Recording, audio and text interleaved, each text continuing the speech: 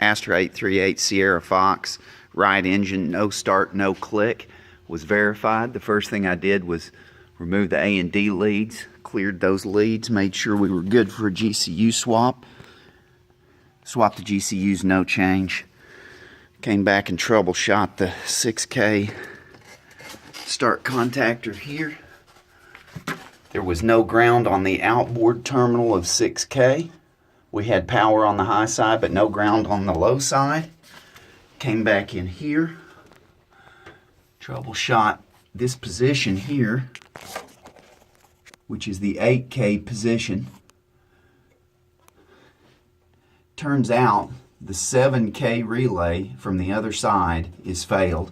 Right now 7K from the right box and 8K from the left box are swapped.